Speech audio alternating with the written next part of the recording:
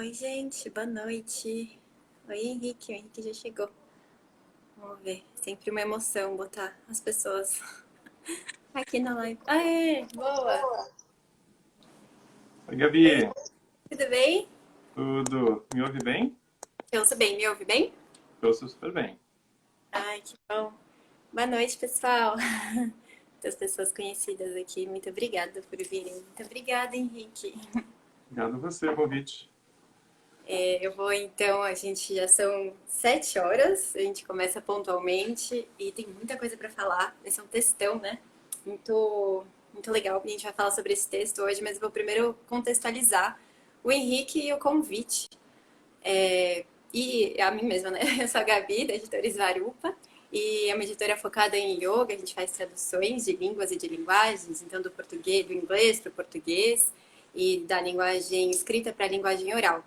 Esse texto, que está disponível, inclusive, no Linktree, né, no link da bio do Svarupa, não fomos nós que traduzimos, foi uma outra plataforma, isso é importante deixar claro.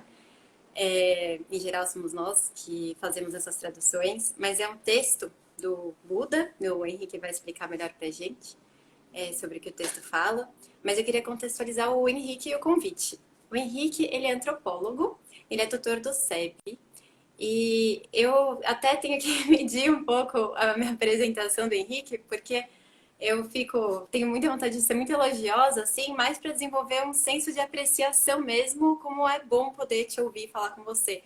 O Henrique, ele tem uma vastidão, assim, de leitura que transparece quando ele fala e uma articulação de muita sabedoria de tudo isso, assim, uma experiência prática maravilhosa com o caminho da espiritualidade, com a meditação. Então, realmente é muito legal, Henrique. Muito obrigada por estar aqui.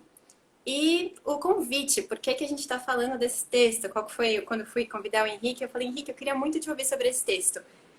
Ele tem um YouTube, que é muito legal, inclusive, e tem uma série de vídeos lá sobre esse texto.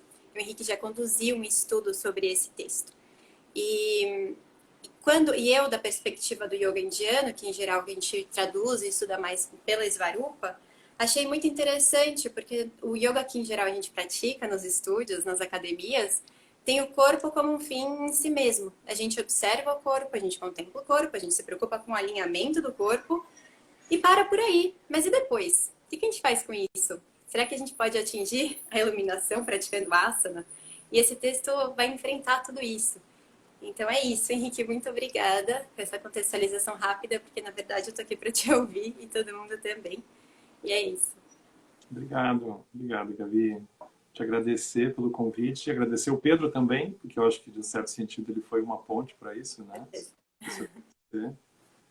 E eu, na verdade, venho não para necessariamente comentar, vamos dizer assim, comentar o texto como se isso for, como se o comentário ele fosse meu, mas, na verdade, eu venho compartilhar o que eu ouvi dos meus próprios professores sobre esse texto, né? Então, especialmente o Lama Sampen, que é o meu professor com quem eu tenho mais tempo assim de convivência, de proximidade, ele toma esse texto como um dos pilares, né, da própria abordagem dele do budismo, do caminho da meditação por dentro do budismo.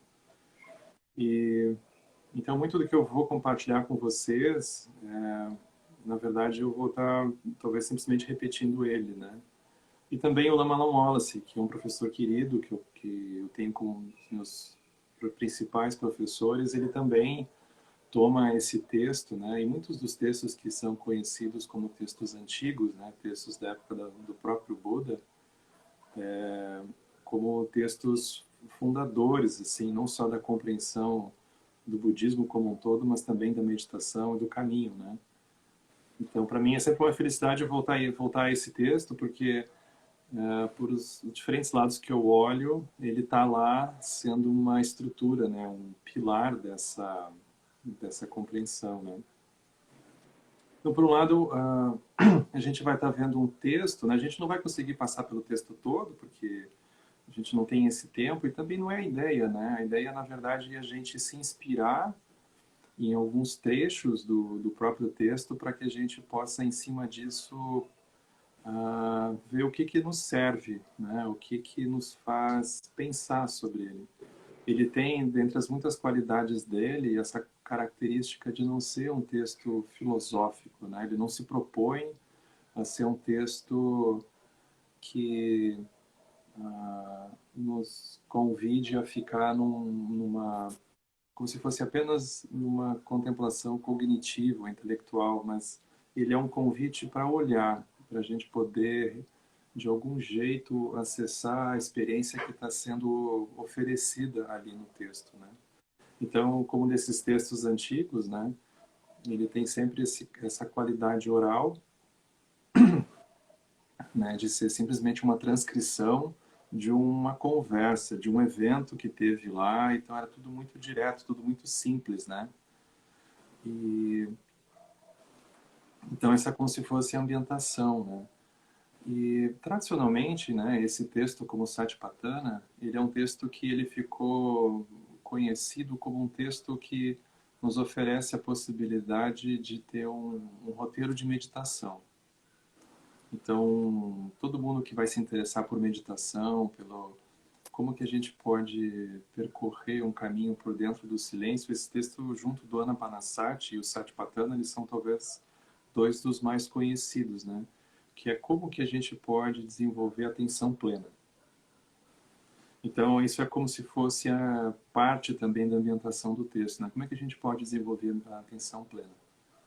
Então, para nós, esse tema, mais do que nunca, ele é atual, né? Porque é só a gente dar uma olhada, assim, o quão acelerado anda a nossa mente, quão acelerado anda o mundo todo, né? Então, a gente poder ter, de alguma forma, ferramentas que nos ajudem a desenvolver, a cultivar, isso é muito útil. Eu também fico pensando como é que naquela época, né, que era tudo aparentemente tão calmo, eles já sofriam de aflições, assim, né, de desatenção plena, assim por diante, né? A gente está até um pouco perdoado, assim, né, eu acho.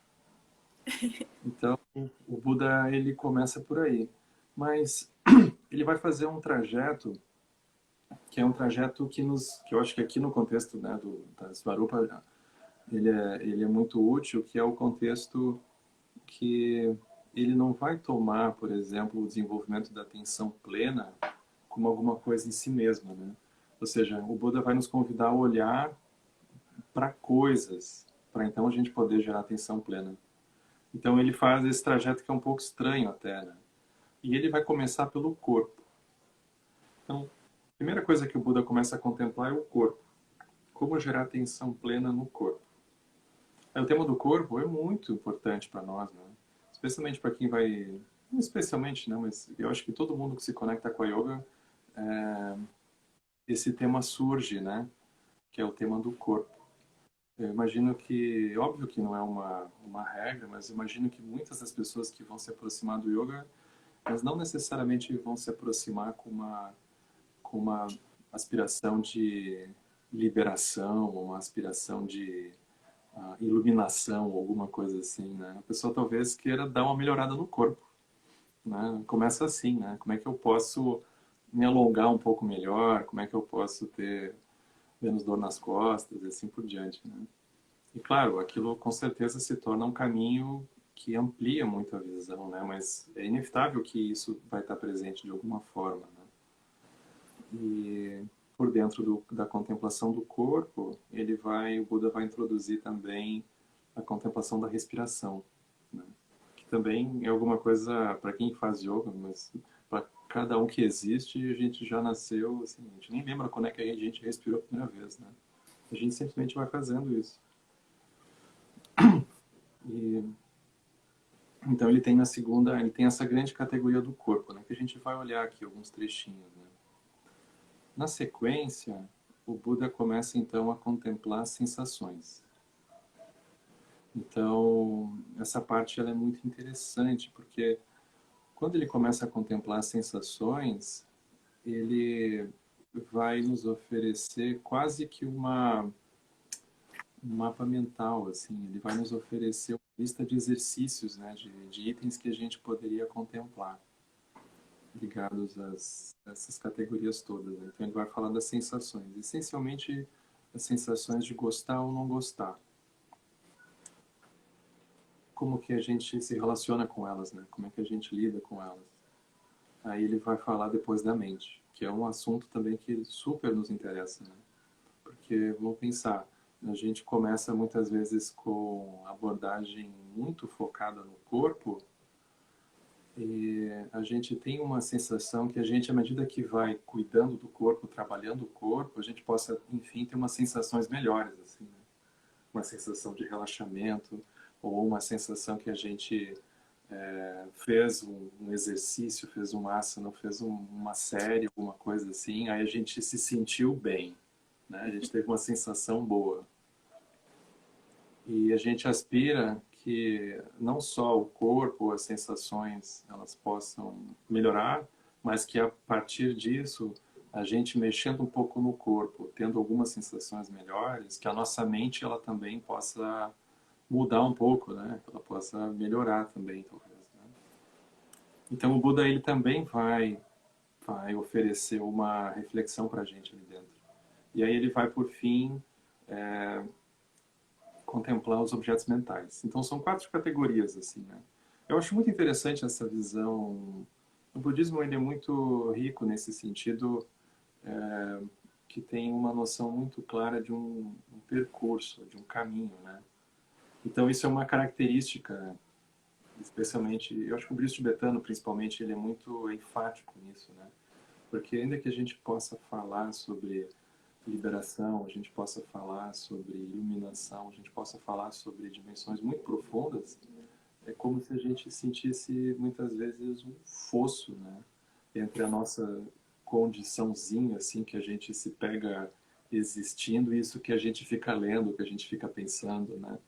É quase como se não tivesse uma sensação que tem uma ponte, assim, como é que eu chego lá? Então, esse trajeto, esse percurso, mesmo qualidades como compaixão, por exemplo, né? A gente às vezes tem uma ingenuidade, assim, né? Porque a gente imagina, bom, a pessoa nasceu com um coração bom, a pessoa, ela, ou ela tem ou ela não tem. É como se essa noção de um cultivo, um cuidado, né? Algo que a gente vai nutrindo, vai fazendo florescer, não que necessariamente é algo que a pessoa não tenha de antemão, mas é como se cada um, essa imagem ela é muito usada, né? É como se cada um de nós fosse um torrão de terra que tem um conjunto de sementes ali dentro. E a gente vai irrigando aquilo, vai umedecendo, e essas sementes elas vão vindo, mas a gente vai ter que cuidar delas, né? A gente vai ter que pegar algumas delas, botar no sol, aí ficou muito no sol, aí tem que tirar um pouco do sol, aí botou água, botou muita água, não dá, aí tira, botou menos água. Então tem um cuidado, né? Tem um acompanhamento, tem uma constância. Então o caminho ele é sobre isso, né? Como é que a gente vai nutrindo, vai cuidando, vai ampliando isso, né? E um comentário sobre isso, Henrique, que eu gosto muito quando você fala que às vezes a gente acha que a iluminação não funciona para nossa mente. Nossa mente não é boa o suficiente para isso.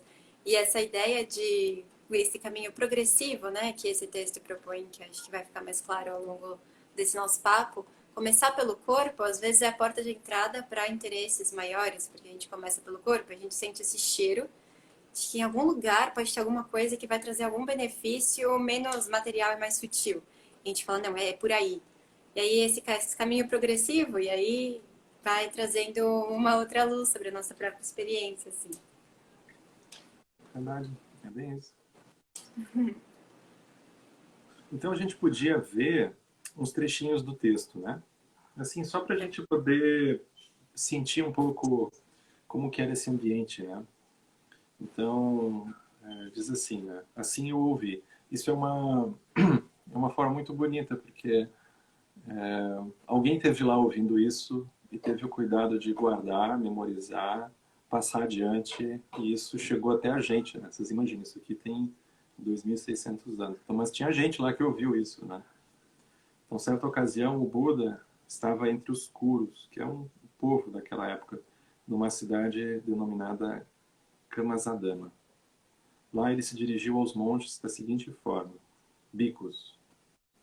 Bhikkhus são, não aspecto mais específico, são os monges, mas bhikkhus na verdade são os praticantes, né? A gente pode olhar dessa forma, né? É todo mundo que se propõe a fazer essa prática, a desenvolver esse olhar. Venerável Senhor, eles responderam. Aí o abençoado disse o seguinte: Esse é o bicos. Esse é o caminho direto para a purificação dos seres, para superar a tristeza e a lamentação, para o desaparecimento da dor e da angústia, para alcançar o caminho verdadeiro e para a realização de Nibbana, Nirvana. Isto é, os 4 fundamentos da atenção plena. Então ele não começa dizendo que isso aqui é o caminho absoluto, que isso aqui é o caminho último. É como se ele começasse com os pés no chão, né? Ou seja, ele dá uma olhada para os seres, ele vê que os seres eles estão, nós assim, né? A gente está totalmente imerso na tristeza, na lamentação, na dor e na angústia, né? Então o Buda olha e pensa, bom, o que que é útil para essa situação? Aí ele oferece uma contemplação que é bastante direta, né? Que são os 4 fundamentos da atenção plena. Então, quais são os 4? Aí o Buda diz assim, bicos, um bico permanece contemplando o corpo como um corpo, ardente, plenamente consciente e com atenção plena, tendo colocado de lado a cobiça e o desprazer pelo corpo, pelo mundo. Então, ele começa contemplando o corpo como um corpo. E isso já é muito profundo, porque a gente não olha para o nosso corpo como sendo como ele sendo um corpo. A gente olha para o corpo, mas a gente fica vendo outras coisas, né? A gente fica vendo imagens internas que a gente tem associadas ao nosso corpo. Uma imagem de um corpo perfeito que a gente gostaria de ter, de um exercício perfeito que a gente gostaria de completar. Então é como se a gente olhasse para as coisas, mas ao invés da gente conseguir olhar para elas de uma maneira profunda, elas vão funcionando como um espelho que refletem essas dimensões internas que a gente tem, e a gente acaba, na verdade, se relacionando com as dimensões internas e não tanto com o corpo nele mesmo, né? É como se a gente nunca olhasse para as coisas nelas mesmas, mas a gente vê imagens que a gente confunde com as coisas, no caso, com o próprio corpo. Se a gente fosse pegar assim partes do corpo, e ele vai começar a fazer isso mais adiante, é muito interessante, né? Porque a gente não tem muita noção disso, né? Vamos pensar assim, a unha. A gente olha para a unha. Se a unha está no dedo, tá bem. Mas se a gente corta a unha e deixa assim no chão, experimentem ver a sensação que brota de ver a unha no chão, ou se alguém chega e vê a unha no chão, né? Então a unha, se está no dedo, tá bem, mas tirou do dedo, é para o lixo direto, né? Então a gente não olha a unha na unha, a gente tem uma imagem gravada ali dentro. Então é como se o Buda, eu acho muito curioso a sobrancelha. Enquanto a sobrancelha está na face, tá bem, mas se ela cai, já dá um nojo, né? Se ela cai na comida, piora muito, né? Piora muito. Cabelo, então, também. O cabelo, você tem que estar... Cada coisa tem o seu lugar. E a gente tem um esquadramento interno de que cada coisa tem o seu lugar e não deveria mexer dali, né? Então, as categorias do corpo, assim, né? O dente, né? Se o dente está na boca, tudo bem, mas se o dente cai, o dente sai, a gente já tem um asco do dente, né? Então, cada pedaço do corpo, a gente vai tendo uma relação desse tipo. E a gente vai se dando conta que quando a gente olha uns para os outros, é a mesma coisa, né? A gente não está vendo assim, o fio do cabelo, o osso, o dente, o olho, a sobrancelha. A gente tem uma imagem que ela brota não cognitiva, ela brota por dentro dos olhos, da mente, do karma, da energia, ela como se brotasse pronta.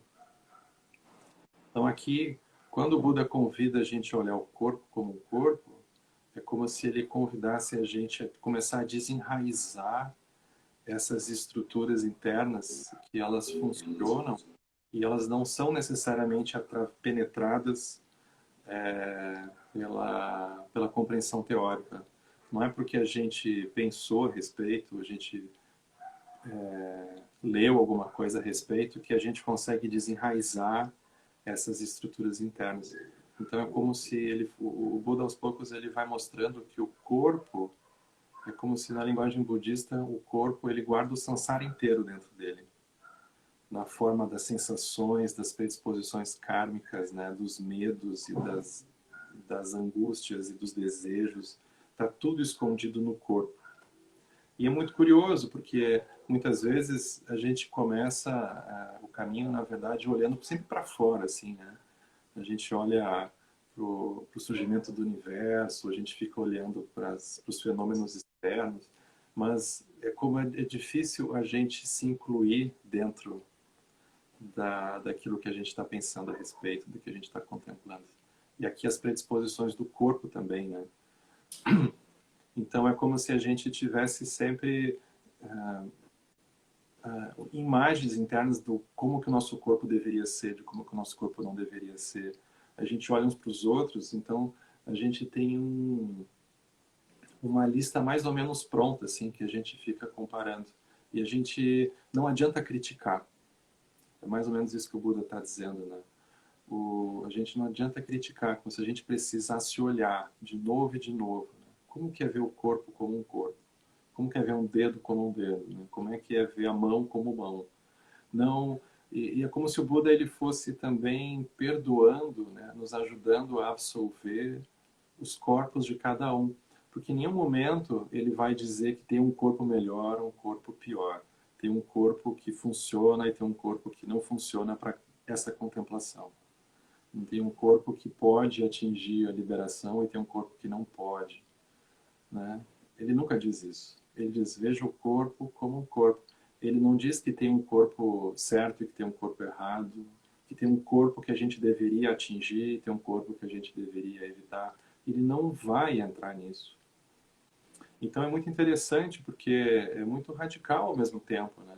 Porque ainda que ele comece convidando a gente a pensar sobre essa noção de atenção plena, que para nós poderia ser simplesmente a gente depositar o nosso foco, a nossa atenção em alguma coisa e tentar esquecer de todo o resto, aqui na verdade a atenção plena é uma forma de lucidez que ele está nos convidando a acessar, contemplando o próprio corpo. E é muito curioso porque a gente quando olha muitas vezes, seja para um caminho espiritual, a gente olha para algum processo de transformação, pode ser que a gente carregue uma noção interna de que o corpo pode ser um obstáculo que a gente precisa ultrapassar para poder chegar naquilo, né? É como se a gente não desse necessariamente um nascimento positivo para o corpo. Ele fosse sempre meio impuro, ele é impermanente, ou ele é sujo, ou ele é qualquer coisa. E a gente pensa, bom, eu vou transcender o corpo, vou me livrar do corpo. Então, alguma coisa assim. E aqui ele diz, não, você olha o corpo profundamente, né? Contemple o corpo profundamente. Como é que você se relaciona com ele? Qual é o lugar interno que você guarda para ele, né? Como que são essas imagens internas que você tem? E ele não diz se livre disso, melhore isso. Ele diz contemple, veja isso, né? Veja isso.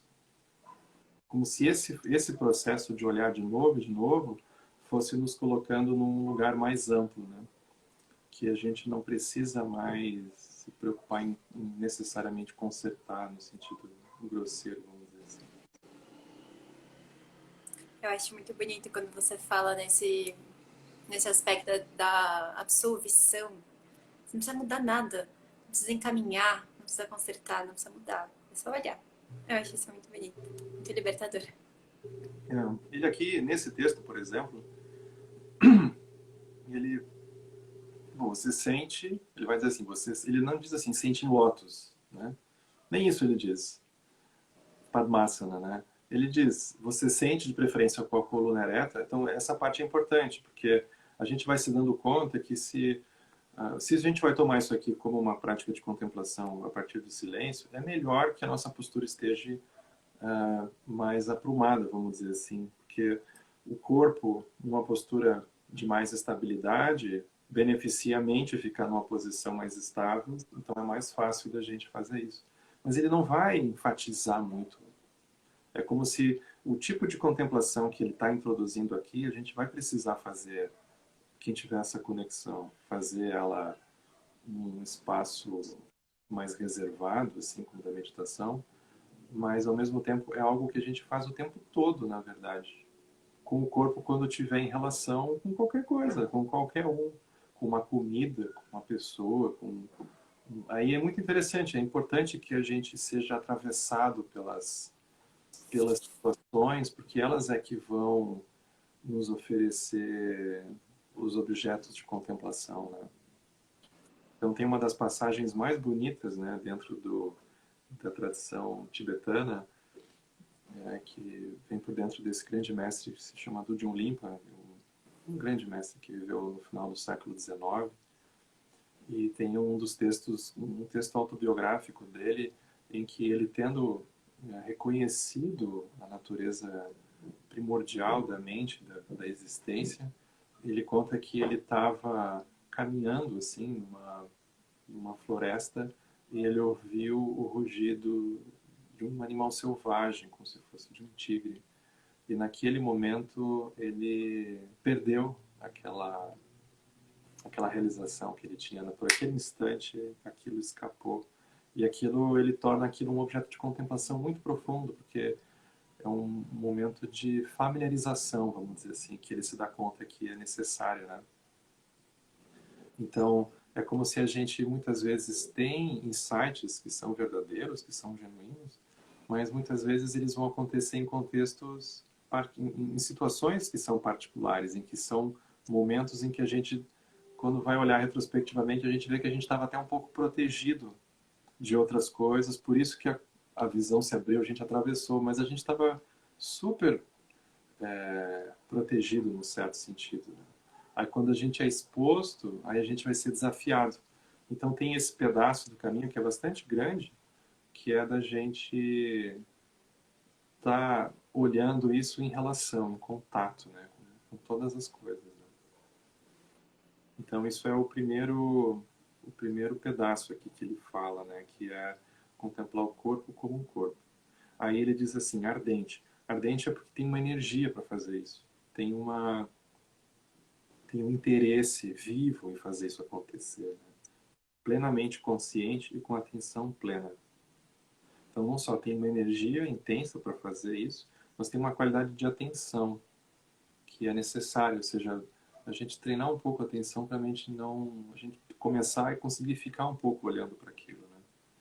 Tendo colocado de lado a cobiça e o desprazer pelo mundo. Seria a gente conseguir dar menos ênfase, ou pelo menos conseguir estar mais aberto para essa sensação que a gente não está ali para ter algum resultado assim mundano, algum resultado dentro de uma sensação de jogo, e que a gente também não está tentando evitar simplesmente os jogos, né? A gente está ali para olhar para o que está acontecendo, né? Então ele começa com o corpo. Aí esse é o primeiro item. Aí depois ele diz assim, depois ele vai contemplar as sensações como sensações. Ah, isso aqui também parece assim quase passageiro demais, né? Mas isso aqui é super, tem muita coisa aqui dentro.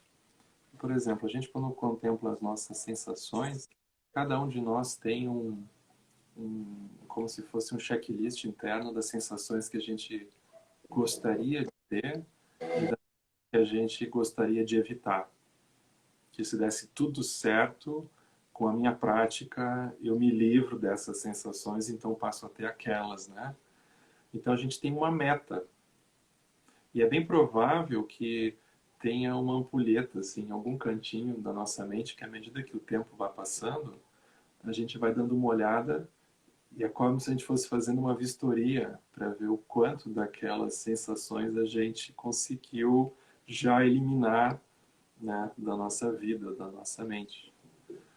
E a gente não só tem isso com relação a gente mesmo, mas a gente tem isso com relação a todos os seres, porque é sempre espelhado nesse sentido, né? Então a gente se cobra muito nesse sentido. E o Buda, em nenhum momento aqui, por exemplo, ele vai falar que existem, que tem sensações que essas sensações se surgirem, você não tem chance nenhuma na sua prática, no seu caminho, e se aquelas outras surgirem, então você está aceito e você pode chegar lá.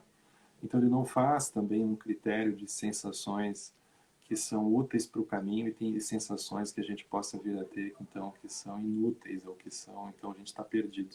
Ele não diz isso, né? Ele não faz isso. Ele simplesmente convida a olhar para qualquer sensação que brotar, seja agradável, seja desagradável. E essa parte das sensações, ela é muito visceral para nós, né? Porque, por exemplo, quando uma sensação a gente sente assim, né? uma sensação gostosa, né? Uma sensação agradável, assim, brota dentro de nós, a gente é desarmado por completo. A gente não tem chance nenhuma, basicamente. É como se o fato da gente ter sido atravessado, invadido por uma sensação, aquilo por si já é justificativa completa e perfeita que a gente precisava para seguir naquela direção. A gente não tem nenhuma outra ideia, né? Teve uma sensação boa, por que não? A gente é derrubado muito fácil, né? Por isso que é muito difícil o samsara, né? Ele é muito difícil porque não é que tem alguém que fique nos chicoteando o tempo todo, né? E então uma coisa necessariamente horrível 100% do tempo, mas porque a gente tem ah, esses pontos cegos assim que a gente é derrubado. É muito interessante. Então isso é do mesmo modo as sensações que a gente julga negativas, né? A gente também tem uma autocrítica gigantesca com relação a elas, né? A gente não sabe muito bem como acolher elas, o que fazer com elas, né? Eu lembro, uns anos atrás, o pessoal me convidou para conversar um pouco sobre o tema da autocompaixão, e eu lembro que eu comecei a pesquisar, assim, essa noção de autocompaixão em textos tradicionais, assim, budistas, né? E a literatura é quase zero. E eu fiquei muito chocado com aquilo, porque fui dando conta que, não que eles não tivessem autocompaixão, assim, né, nos tempos antigos, né, naquela região, vamos dizer assim, oriental, mas é como se não tivesse a mesma pressão cultural, social que a gente vai acabar vivendo nos dias de hoje, né? Então é como se a gente precisasse dessas ferramentas, assim, de tá tudo bem a gente ter as sensações que a gente tem. E elas, por elas mesmas, já são ah, os degraus que a gente vai precisar pisar para poder andar adiante, né? Não tem um problema. Então, de novo, é como se aqui o Buda fosse nos absolvendo das sensações que a gente é atravessado por elas, né? E ele não diz, você tem que se livrar, você tem que cultivar. Ainda que existam pedaços muito importantes do caminho que vão nos ajudar a reconhecer que existem sensações que são tóxicas, se a gente não lidar direito com elas, né? Que tem padrões que são realmente nocivos, né? Não é que ele ignora isso, mas é como se ele dissesse que vai chegar um momento em que a gente vai, de alguma forma, precisar parar e olhar profundamente para conseguir atravessar aquilo, né? A gente não vai conseguir, não vai ter um tapete grande o suficiente que a gente vai conseguir colocar aquilo debaixo e imaginar que aquilo então se resolveu, né? Então é muito curioso, muito paradoxal ao mesmo tempo, porque muitas vezes o interesse nesse texto ele vem por dentro da atenção plena. E aqui é como se ele estivesse pegando a atenção plena e jogando no meio de uma selva, né? Porque aparentemente é tudo que nos distrai. O corpo nos distrai, com as sensações que também nos distraem. E aí ele diz, você não tem como gerar atenção plena se você não olhar para o seu corpo, se você não olhar para as suas sensações. Não tem uma atenção plena que vai vir flutuando e não vai tocar nisso, né? Como se fosse um reino etéreo, assim. E o corpo a gente vai se desvencilhando e vai se desvencilhando das sensações, né? Ele vai como se a atenção plena que fosse surgindo de uma maneira profunda, ela vai vindo dessa contemplação cuidadosa e continuada do corpo, das suas múltiplas imagens para nós mesmos, né, e das sensações também. Então ele segue por aí, né? Maravilhoso, Henrique. Continua. Então, corpo, sensações, mente. Aí ele vai dizer. Então ele vai usar a mesma estrutura. Então agora as sensações, ele diz assim. Então permanece contemplando sensações como sensações. Ardente, plenamente consciente, com atenção plena, tendo colocado de lado a cobiça e o desprazer pelo mundo. Aí depois ele diz assim, permanece contemplando a mente como a mente. Então, de novo, a gente olha para a nossa mente e a gente pensa, bom, essa mente aqui não vai dar, a gente vai ter que arrumar outra, né? Mas essa aqui não. ou esses pensamentos aqui também não vão dar. Esses pensamentos aqui não. Que a gente tenha pensamentos melhores, né? Então, nesse âmbito aqui, né, como se fosse assim, dessa dimensão que ele traz, não importa a experiência de mente interna que cada um tenha, ela funciona. Ela funciona. Então o Buda ele vai trabalhar, por exemplo, noções como a mente distraída. A gente pensa, bom, mente distraída é tudo que eu preciso me livrar, né? Então ele não vai dizer para a gente cultivar uma mente distraída, mas ele vai dizer assim, a distração vai acontecer, né? Ela vai acontecer. Aí você contemple a mente distraída. Você olhe para ela. Como é que a mente se distrai? Então não tente se livrar dela simplesmente, mas perceba. Aí ele vai dizer, quando você localizar, né, quando você detectar a mente distraída, você reconheça. Essa é a mente distraída. É assim que ela funciona. Aí ele vai dizer a mente concentrada. Aí ele também não vai necessariamente endeusar a mente concentrada. Ele vai dizer, perceba, é assim que a mente concentrada funciona. Só isso.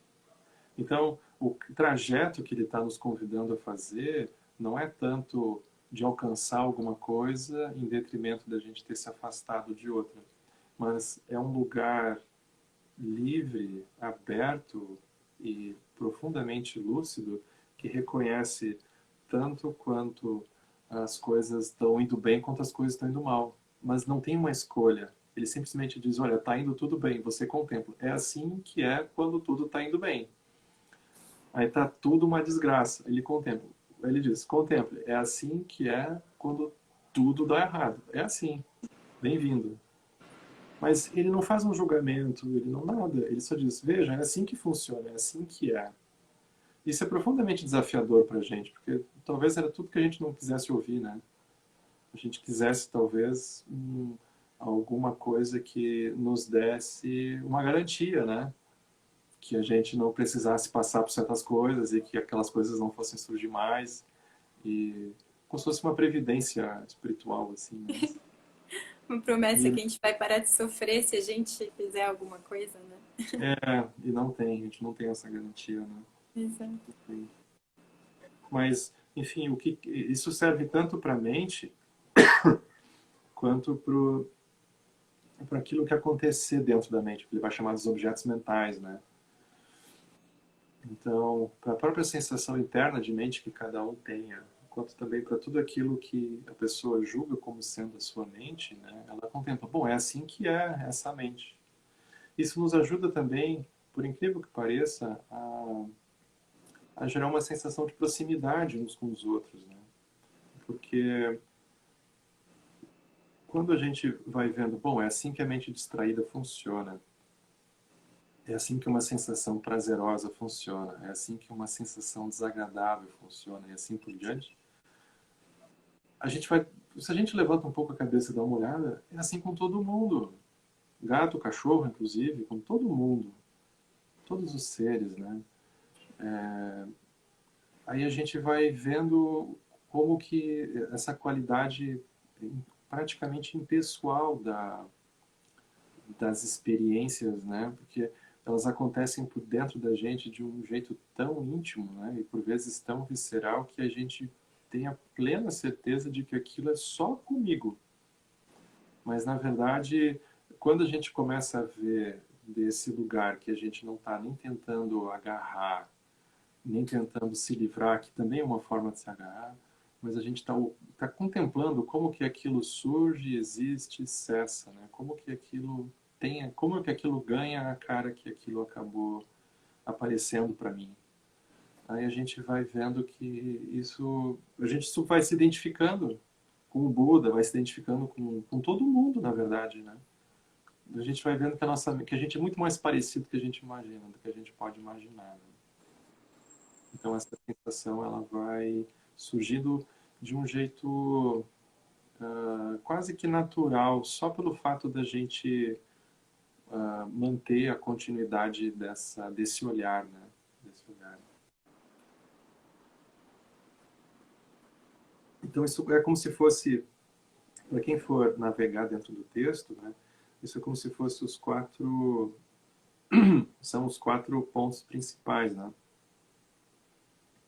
Aí quando ele tem um trecho aqui que pode ser bastante útil para nós, né? Por exemplo, ele vai começar com a atenção plena na respiração,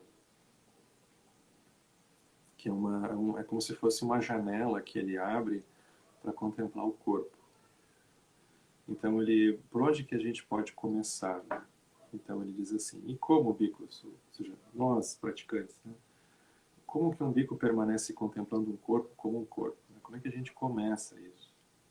E o Buda diz assim, aqui um bico dirigindo-se à floresta, ou à sombra de uma árvore, ou a um local isolado. Senta-se com as pernas cruzadas, mantém o corpo ereto, estabelecendo a plena atenção à sua frente. Se quiser sentar na cadeira, pode, né? Não tem problema. A questão é atenção plena à sua frente. A sua frente significa qualquer coisa que estiver acontecendo, né? É como se a gente fizesse um voto de não rejeitar.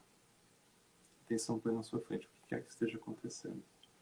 Ele inspira com a atenção plena justa e ele expira com a atenção plena justa. Aí ele diz assim, inspirando longo, ele compreende, eu inspiro longo. Ou expirando longo, ele compreende, eu expiro longo. Inspirando curto, ele compreende, eu inspiro curto. Ou expirando curto, ele compreende, eu expiro curto. Então o Buda, por exemplo, ele não diz que tem uma respiração que é melhor do que outras. Então é como se ele nos convidasse a simplesmente testemunhar como que, por exemplo, a nossa respiração está acontecendo. Só testemunhar. Não altere, né? Não altere. Então é como se a gente sentasse e a gente percebesse. Nossa, a respiração hoje está mais ofegante. Mas ele não vai introduzir um comentário do tipo, olha, você está preso no samsara, você está sempre ansioso, então a sua respiração é isso, você tem que se acalmar, você não entendeu ainda que as aflições mentais... Ele não diz nada disso, né? Ele simplesmente diz, olha, perceba, se você está inspirando curto, você está inspirando curto, mas se você está com a respiração mais longa, será que eu estou cansado? O que será que está acontecendo? Ele não entra numa viagem dessas, né? Ele simplesmente diz, testemunhem, veja, observe, né? Como que está?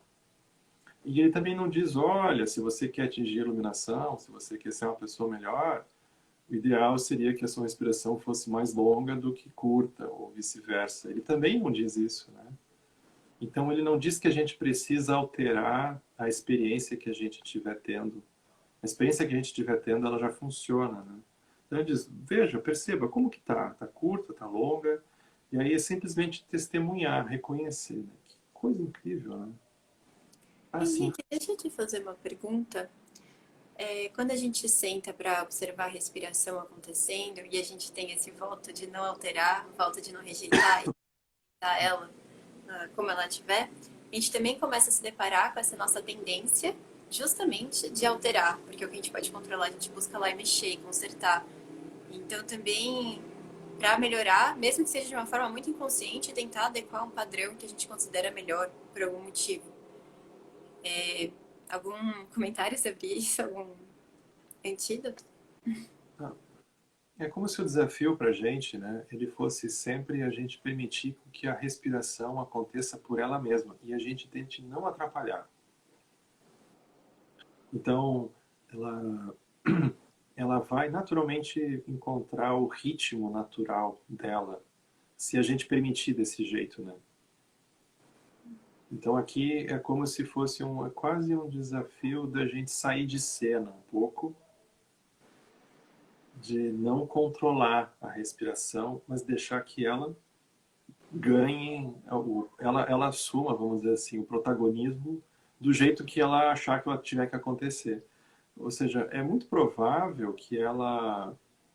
Olha, minha irmã apareceu aqui.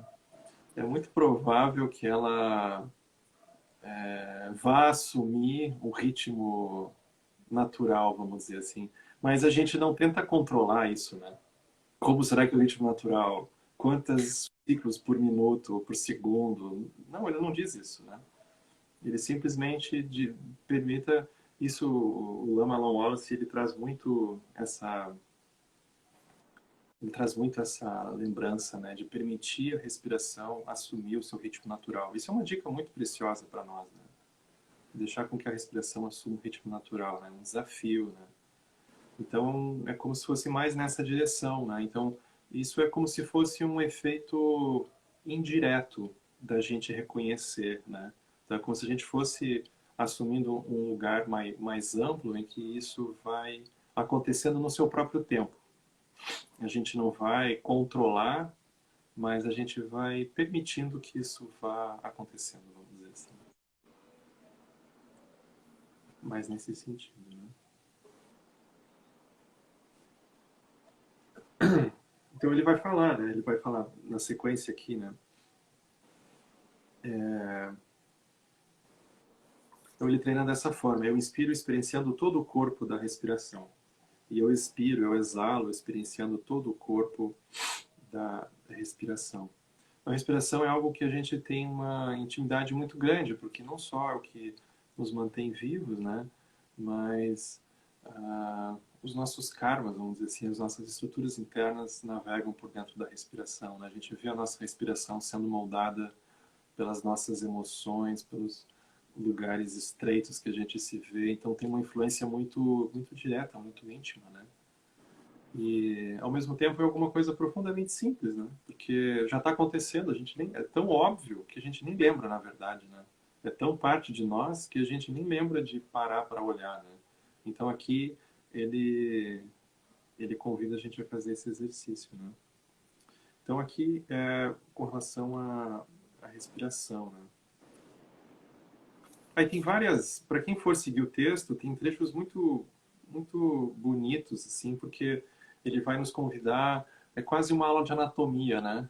Ele vai nos convidar a olhar pedaços do corpo assim, né? Então tem as contemplações do cemitério, tem pedaços muito tocantes assim, porque mexe com a gente, né? Como que é olhar um osso e um corpo que vai entrando em decomposição, ou seja, é uma antecipação do que nos aguarda, num certo sentido, né? E ele nos convida a olhar de um jeito sereno para isso, né? De um jeito calmo, né? Como é que a gente pode olhar para isso? Então essas contemplações são muito úteis, assim, né? Então ele, agora a gente vai ver um trechinho mais dessa parte das sensações, né? Então, por exemplo, contemplação das sensações. Aí ele diz assim: como o bico permanece contemplando sensações como sensações. Então ele diz assim: aqui, quando sente uma sensação prazerosa, o bico compreende. Eu sinto uma sensação prazerosa. E quando sente uma sensação dolorosa, ele compreende. Eu sinto uma sensação dolorosa. Quando sente uma sensação nem prazerosa, nem dolorosa, ele compreende. Eu sinto uma sensação que não é nem prazerosa, nem dolorosa. Sim, parece óbvio, mas isso aqui é muito interessante, né? Isso é muito interessante, porque quando vem uma sensação agradável, uma sensação prazerosa, a gente corre logo para segurar. Ou a gente pensa, bom, eu acho que nesse momento não era bem o que eu deveria estar sentindo, né? E a gente pode ter várias ideias a respeito. Mas ele vai dizer, veja, você está passando por isso. Você está tendo uma sensação desse jeito, né? Você está tendo uma sensação prazerosa, vamos dizer assim. Que interessante. É como se ele convidasse um ar de um mínimo de curiosidade da nossa parte, né? Mas como é que será que é isso, né? E quando vem uma sensação dolorosa, ele compreende. Eu sinto uma sensação dolorosa. Vai acontecer. O caminho não é esse caminho não é um caminho que vai nos retirar partes daquilo que inevitavelmente compreende a nossa própria experiência, né? A gente não tem como imaginar que a gente vai recortar e conseguir picar pedaços da mente porque a gente simplesmente gosta, né? Então, muitas vezes a gente vai perceber que a nossa dificuldade ela vem muito mais de uma intransigência nossa, né? De uma incapacidade da gente conseguir colocar, assim, ter espaço suficiente para conseguir acolher partes da nossa própria experiência, né? E aqui ele está alargando isso, né? É como se a gente tivesse uma casa muito pequena e ele diz, olha, mas você tem muitos convidados. É bom você expandir essas paredes aí para caber bastante gente. E esse pessoal é bem diverso. É uma fauna que vem aí. Então, a gente vai começar a alargar, abrir espaço para que comece a caber, enfim, todo mundo, né? Todas as partes da nossa experiência, né? Então, as sensações prazerosas, as sensações não prazerosas. Não que a gente vai cultivar sensações dolorosas, não é sobre isso. Mas é da gente perceber que elas inevitavelmente fazem parte, né, do que a gente vai chamar de vida e que a gente pode aprender um bocado com elas. A gente pode ver como é que elas nos pegam, como que elas nos arrastam, como que elas, enfim, drenam a nossa energia, como que elas funcionam, porque não é alguma coisa pessoal, né? Isso é algo que existe, né? Que está disponível, vamos dizer assim. E as sensações que não são nem prazerosas e nem dolorosas, que a gente talvez chame de indiferentes, vamos dizer assim, né? Também. Então a gente pode olhar para isso. Nossa, uma sensação que eu tenho indiferença. Como que a indiferença acontece, né? A gente pensa tanto sobre isso hoje, né? Como que eu posso sair de uma região de inércia, de indiferença? Como é que eu... a gente tem que primeiro entender como que a indiferença funciona. Como que ela acontece, né? E essas sensações são físicas e mentais, né? Não só. Ele nem diz isso, sabe? Porque é como se o que ele tivesse oferecendo para gente é para que cada um contemple do jeito que está sentindo aquilo, do jeito que percebe aquilo. Mas é como se ele usasse as palavras do mesmo e ao mesmo tempo ele quase retira as palavras, porque elas, ao mesmo tempo que elas ajudam, elas atrapalham. Quase que ele dissesse, ops. Então ele fala, mas ele já tem que quase que imediatamente retirar, né? Ele quase que imediatamente tem que retirar. Então é como se ele... Isso aqui é como se fosse uma coisa um pouco mais intuitiva, né? Ele não... e eu acho isso muito importante, porque a gente vive numa coisa tão, às vezes, excessivamente teórica, né? Ou cognitiva, e a gente quer ter tanta certeza que é por aqui, de fato. E aqui não. Aqui é como se ele assoprasse, assim. É para lá. E agora a gente que olhe, né, de novo e de novo, né? Ele assopra, né, como se o Buda fizesse isso, ele assoprasse. Aí a gente olha. Mas a partir disso as fichas vão, elas começam a cair, né?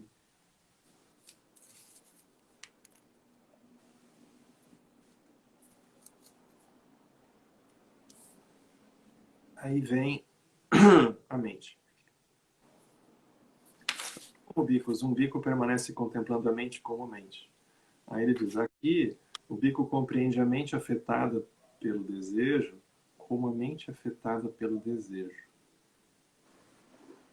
E a mente não afetada pelo desejo como a mente não afetada pelo desejo. O desejo vai acontecer, ele faz parte de nós.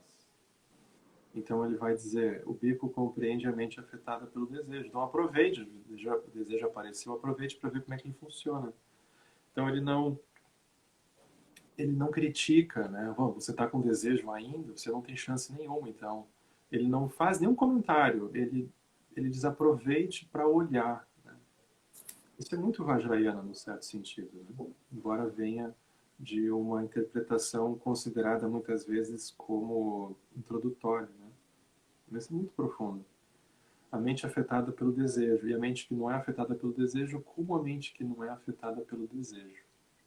Aí ele diz, ele compreende a mente que é afetada pela raiva, como a mente é afetada pela raiva. E a mente não afetada pela raiva, como a mente que não é afetada pela raiva. Então, ele vai desenterrando essas emoções, que a princípio a gente estava louco para se ver livre delas, talvez. E ele diz, olha, é assim que a raiva aparece, é assim que a raiva surge. Como que é? Como que é a mente da raiva? É como se ele convidasse a gente a olhar, né? Como que é? Como que a raiva funciona, né? Quais são os buracos escuros, escondidos da raiva, né? Quais são as rotas de saída que a raiva tenta nos oferecer? Então ele nos oferece esse espaço, na verdade, né? Como se que ele tivesse oferecendo um espaço, um lugar para a gente aproveitar, já que essas coisas vão acontecer mesmo, a gente aproveita elas e vê como que é essa mente, né? Então ele usa desejo, raiva, delusão, a mente distraída, a mente concentrada, ele vai pegando diferentes categorias. Então aqui são muitos itens, né? Se fosse dar uma sugestão de prática, é como se a gente pudesse ir pegando assim, pedaço por pedaço, e todo dia contemplar um pouquinho, sem pressa, né? Porque é como se fosse uma lista mesmo. Essas listas são muito boas, elas são muito úteis, né? Porque aqui é um mapa de por onde a gente anda, né? Não é que o nosso mundo interno anda, está aqui, ele anda por dentro disso. E aí aqui está o mapa, né? Então a gente vai olhando um por um, mas lembrando desse lugar aberto, né? Esse lugar aberto.